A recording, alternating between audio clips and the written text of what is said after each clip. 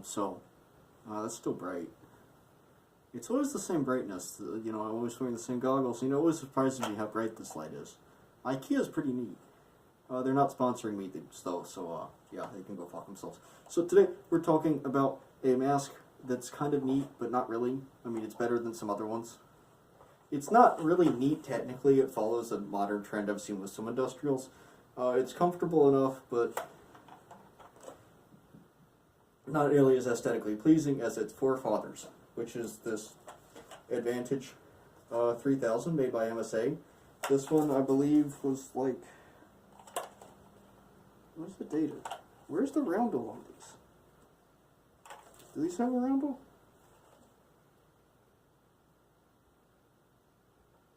What does that say?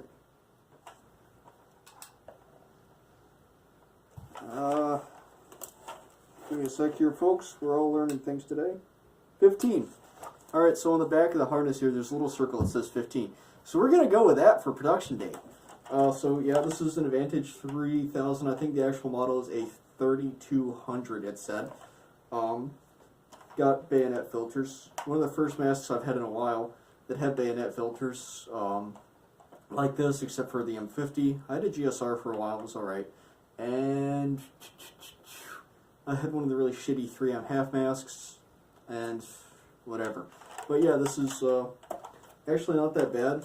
These are P100 magenta filters, so they're literally just nice little particulate filters. I bought them on eBay yesterday night, and they came in today. So that's pretty cool. But yeah, obviously low breathing resistance there. Yeah, I guess I should... Oh, well, actually, I'm going to talk about the filters a little bit more. So when I bought this, it was off a bulk lot of eBay shit. And one of the other things that came with it was a package of 3M organic vapor acid gas filters for their stuff. And while these are also bayonet 3-point, these are actually a little bit smaller in size. It's like the same thing, but scaled slightly up or down or whatever.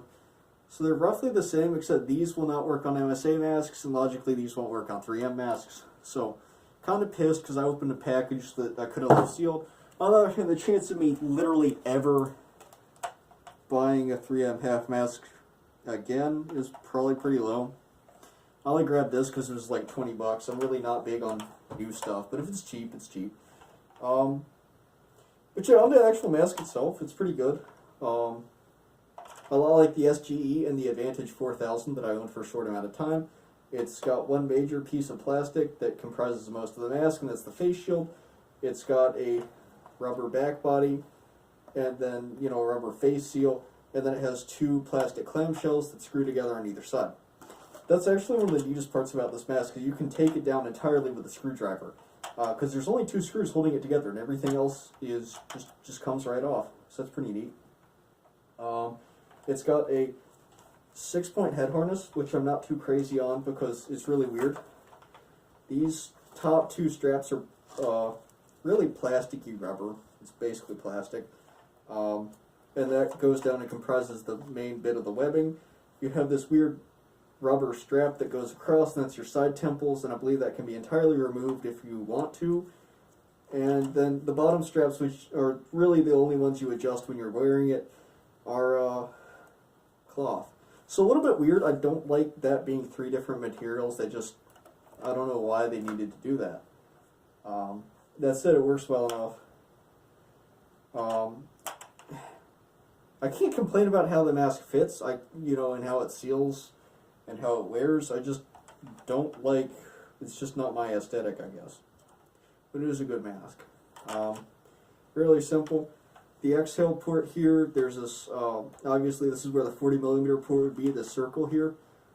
Here it's not being used, obviously, because we have the 2 cheap filters. And of course there's an exhale valve in there.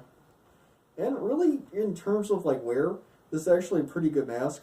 This is, I believe it's a size medium-large. I'm not entirely sure. I believe it's medium-large. And it's actually pretty decent. Once you get it on, you tighten those 2 bottom straps, it really stays in place. Now there's no heavy canister, so there's not as much, you know, centrifugal weight on it, but it works pretty well for me. Seals well, works nice. You get a good range of vision. It's kind of hard to show, but you can see the, like, I don't know, you lose very little peripheral vision with this mask, so it's pretty cozy. And not bad for 20 bucks. But again, it's one of MSA's new masks, and the one main thing that I don't like about these, as evident with my 400, is that once this gets a crack, you might as well just fucking scrap the entire mask. Because buying a new one of these is basically like buying a new mask. Obviously, if you're lined up for industrial supply, that's different, because you can probably just order one from your MSA rep. But if you're the kind of sleazebag who buys everything off of eBay and then makes shitty YouTube videos where you can complain about it, this might not be an ideal choice for you, unless you have some very specific goals for it, and you know it's probably not going to get broken. But yeah, really, not a bad mask. Would I buy it again? Yeah, I would prefer it to be in 40mm, but these nice little cheap filters are kind of aesthetic. So yeah, I don't know, not a lot to say. It's way better than the Advantage 1000. I'll say that, or the Millennium, or whatever it's called.